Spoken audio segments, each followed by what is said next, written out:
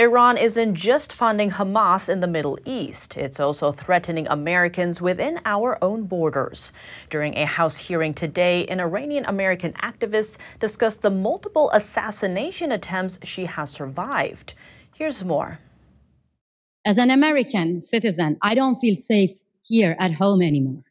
My family doesn't feel safe anymore. Masih Allinejad is an Iranian-American activist. She was forced to leave Iran for being critical of the regime, and she now lives in the U.S., where she fears for her life. Iranian regime were plotting to kidnap me and take me from Brooklyn by a speedboat to a cargo ship bound for Venezuela and then to Iran. To you, maybe it's a scary movie, but to us, this is the reality. They did that to my colleague in France, and they executed him in Iran. Allinejad said she's had to move over a dozen times under FBI supervision, and she believes the Iranian regime is responsible. Allinejad says the Biden administration's response has been inadequate because it isn't holding Iran accountable. She says these threats are national security threats. The Iranian regime's threats to the homeland are real and are growing.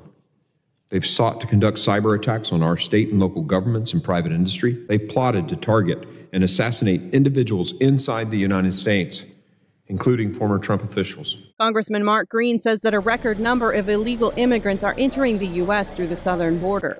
He's concerned about how Iran could take advantage of that and infiltrate the country to commit acts of terrorism. Former State Department official Nathan Sales believes Iran may have already done so. Iranian-linked terrorists have been found in the United States. I mentioned Hezbollah. 128 Hezbollah operatives arrested over the years by the FBI. Within that population of however many millions or hundreds of thousands of known gotaways, we should not assume that they are all perfectly clean. Sales says the Iranian regime hides behind proxies instead of doing things themselves. These proxies include terrorist groups like Hamas, Hezbollah, and Iraqi militias. Witnesses at the hearing said Iran also uses criminal organizations, like the European crime syndicate that tried to kill Masih Allinejad, and the Mexican drug cartels that tried to kill John Bolton.